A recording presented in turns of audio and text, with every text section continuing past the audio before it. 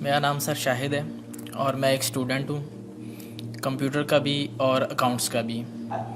میں حال ہی میں یوں سمجھیے کہ قرآن پاک کی طرف رجوع کیا میں نے اور اس کو سمجھنے کی کوشش کر رہا ہوں، لیکن ایک عجیب سی بات یہ آ رہی ہے کہ اتنا زیادہ میٹر موجود ہے قرآن پاک کو سمجھنے کے لیے بھی کہ اس کے کوئی بنیادی اصول سمجھ میں نہیں آ رہے ہیں کہ انڈرسٹینڈنگ اس کو کیسے کرنی چاہیے، سٹیپ وائز کس طرح اس کو سمجھنا چاہیے، آیا کہ ناظرہ اس کو کرنا چاہیے، احادیث سے اس کو سمجھنا چاہیے یا کیسے؟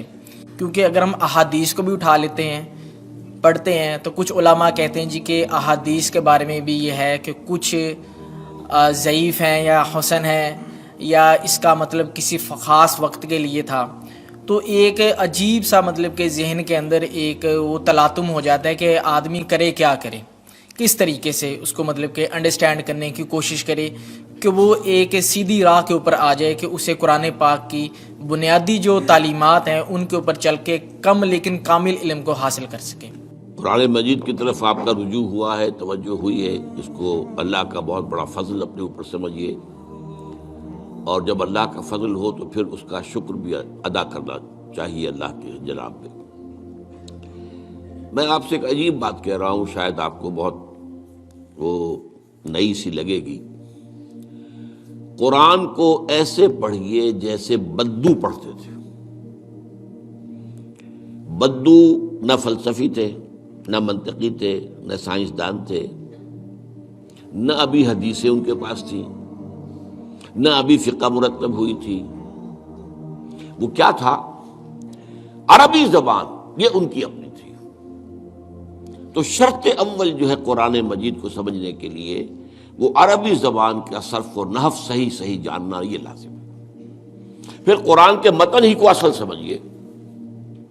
البتہ یہ ہے کہ اس کو آپ سمجھیں کہ یہ پہلا مرحلہ ہے قرآن پر غور کا، قرآن پر فکر کا، قرآن پر سوچ کا۔ اس کے بعد اگلے مراحل بھی آئیں گے۔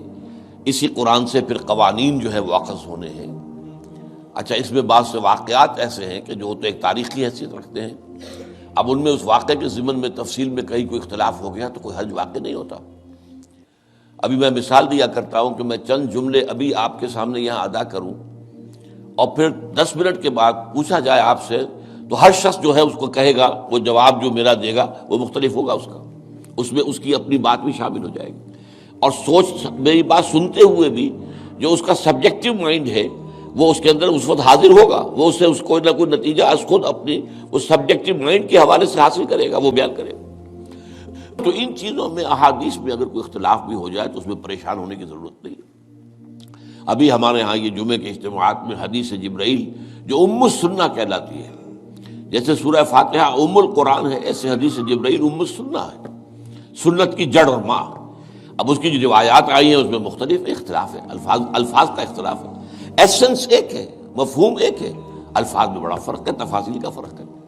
تو اس حوالے سے اس میں گھبرانے کی ضرورت نہیں ہے۔ پھر یہ کہ فقہی معاملات کے اندر اختلافات ہو گئے، وہ بھی نیچرل ہیں۔ آپ کو معلوم ہے کہ ایک ہی مقدمہ ہوتا ہے، 8 جج بیٹھے ہوئے ہیں ایک بینچ پر، 5 کا فیصلہ ایک ہے، 3 کا ایک ہے، اور بھی تقسیم ہو سکتی ہے۔ قانون وہی، اور یہ میں بات کر رہا ہوں سپریم کورٹ کی یا ہائی کورٹ کی، وہاں پہ تو ظاہر بات ہے وہ نئے بیانات نہیں لیے جاتے، وہ جو بھی فائل ہے وہ تو بہت پہلے سے تیار ہو چکی ہے، اس کے اوپر بحث ہوتی ہے، صرف اسی سے اخذ کیا جاتا ہے، مطلب ان کا وہی رہتا ہے، اس کے اندر تبدیلی نہیں ہو سکتی، اس موقع پر کوئی نئی گواہی نہیں آتی۔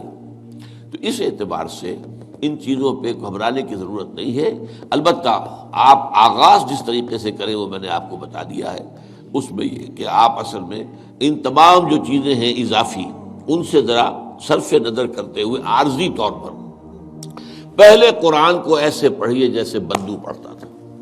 اور وہی بات تھی کہ بدو پھر جس طریقے سے موٹیویٹ ہوا ہے، بدو سے مراد میں صحابہ کو عام طور پر لفظ دے رہا ہوں، یہ ان کی اس کے لیے وہ نہ سمجھیے کوئی توہین کی بات ہے، مطلب یہ کہ میں اس معنی میں کہہ رہا ہوں کہ وہ لوگ فلسفی نہیں تھے، کوئی پڑھے لکھے لوگ نہیں تھے، بلکہ امت کا نام ہی ہے یہ جو ہے امیین، ان پڑھ لوگ، ان پڑھ، ان لیٹرڈ ون، حضور کی شان بھی یہی ہے، امی ہے۔